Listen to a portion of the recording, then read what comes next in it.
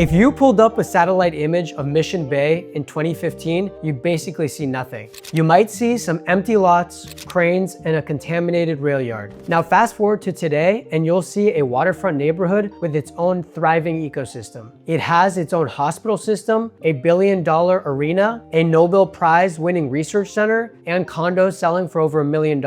Today, we're going to go over how this happened and more importantly, whether it's still a good time to buy in. Let's get into it. By the way, hi everyone, my name is Epstein and I'm a lifelong San Franciscan and realtor here in the Bay Area. If you're looking to buy, sell, invest, or even rent a property in or near San Francisco, I'd be more than happy to help you. Please don't hesitate to contact me. I have my information below. Thanks so much for watching, and with that, let's get back into the video. Mission Bay is one of the few neighborhoods in San Francisco where being a lifelong San Franciscan actually gives me a memory about what it looked like before. When I was growing up, Mission Bay was barely a neighborhood. It wasn't even really a place. It used to be a stretch of land south of downtown San Francisco where you would pass it on the freeway and wouldn't think twice about it. There was nothing there that would make you want to stop. Typically old rail yards and industrial buildings. What's there now is a remarkable urban transformation. In this video, we're going to discuss where Mission Bay came from, what was built there, and why. We'll also go over what it's like to live there today and what the real estate picture looks like.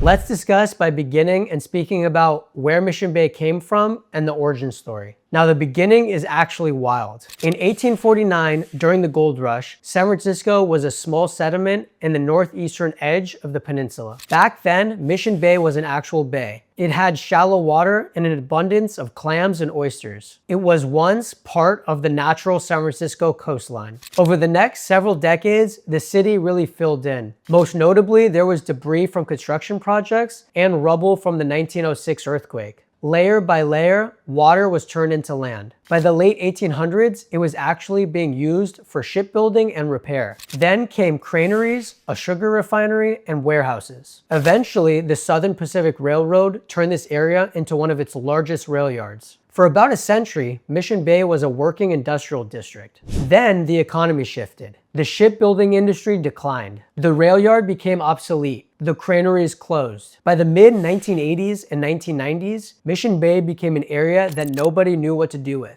There were hundreds of acres of mostly vacant and contaminated land sitting just south of downtown San Francisco. One section was even a federally recognized hazardous waste site. The land itself had problems, but in 1998, something changed. Mayor Willie Brown, who was newly in office, decided that this area was going to be newly built. The city announced a master plan for Mission Bay that would become one of the largest development projects since the creation of Golden Gate Park. Okay, next we're going to speak about how the development actually got built and its development arc. So now we have a plan, but plans don't mean anything until executed. What happened over the next 25 years is genuinely impressive. The first major anchor here was UCSF. The University of California, San Francisco chose Mission Bay as its new site for its research campus. The first research building, Genentech Hall, broke ground around the year 2000. Within a decade, UCSF built out a sprawling campus. It is the kind of institutional presence that changes a neighborhood permanently. In 2015, UCSF Benioff's Children's Hospital opened. That was San Francisco's first new hospital in 30 years. Think about that. The city hadn't built a hospital in 3 decades, and when it finally did, it did so in Mission Bay. Now keep in mind, the city did back all of this with money. $500 million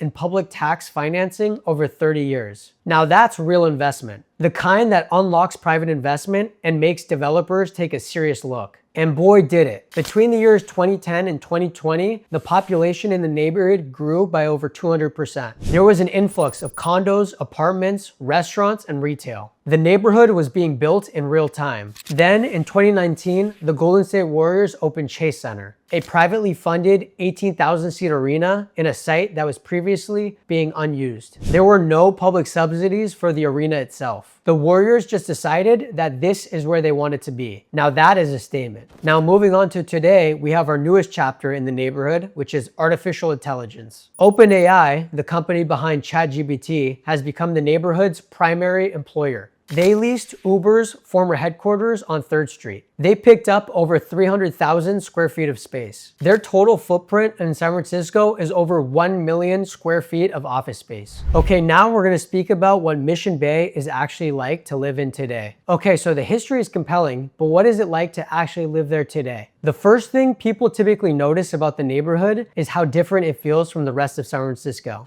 Most neighborhoods in the city have evolved organically for over a century or more. They have little quirks, weird blocks, and old buildings sitting right next to new buildings. It's a kind of layered character. Mission Bay doesn't have that. It was planned from scratch, and that shows. Here, the streets are wide, the buildings are modern, the parks are well maintained and intentional. There's a cohesiveness here that you don't get in most of the city. Now, some people might love that. Others might find it sterile compared to neighborhoods with more history and texture. Now, the parks here are amazing. Mission Bay has over 40 acres of open space. There is Mission Creek Park, Mission Bay Commons, a boat launch, sports courts, the opportunity to kayak on Mission Creek, and the ability to walk the waterfront. On a nice San Francisco day, the outdoor access here is excellent. The entertainment anchors here are also a serious draw. Oracle Park, where the San Francisco Giants play, is basically its own neighborhood. Chase Center, where the Warriors play, is just a few blocks away. If you're a sports fan and you live in Mission Bay, you have it pretty good in that department. Getting around here is also pretty straightforward. The T-Line Muni streetcar that runs on 3rd Street runs directly to downtown and can connect you to Caltrain. For your drivers out there, freeway access is genuinely convenient here. And lastly, due to the major employers here in Mission Bay, like UCSF, OpenAI, and Visa, a lot of people are walking to work. Now, the dining scene is still developing here, but it has improved dramatically over the last several years. One of my favorite spots here is Spark Social. This is a great place to go and have a bite or a drink with friends. There are a ton of food truck options here with beautiful outdoor space and even a mini golf course. Now, the vibe here in the community skews towards young professionals. There are a ton of medical workers, researchers, and tech employees. It's an active place. People tend to be out either walking, running the waterfront, or heading to a game. It's quieter and more residential than it looks from the outside.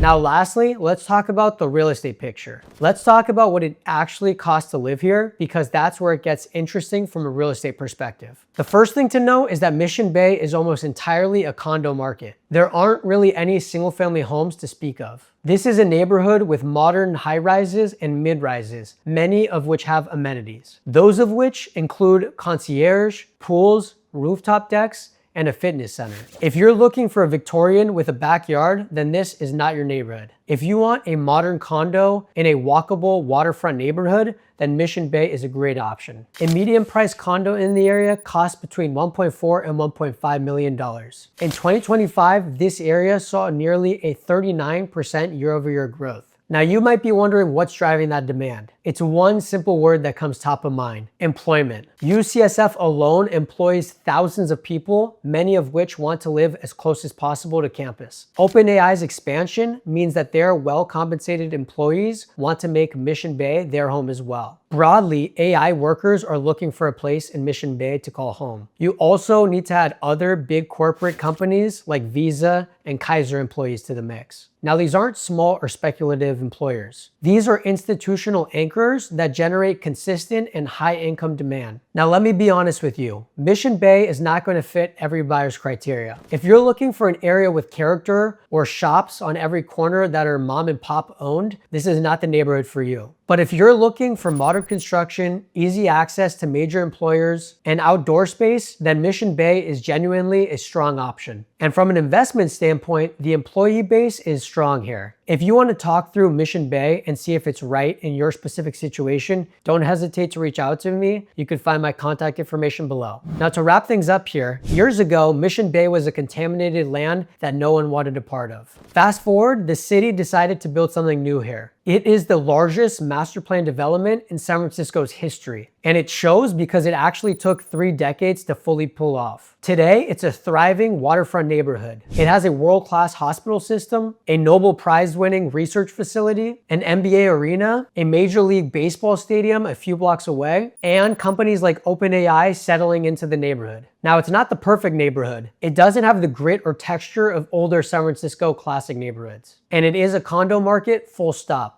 But for buyers who want to work nearby, look for modern construction, value outdoor access, or want to live in an area that is generally on its way up, then look no further than Mission Bay. The story isn't over here, it's just entering a new chapter. That's it for this video. Thanks so much for watching. It would mean the world to me if you could like, comment, and subscribe. The best way to support me is if you share this video with family or friends who might find this video helpful. Thanks so much for watching, and I'll see you in the next one. Bye now.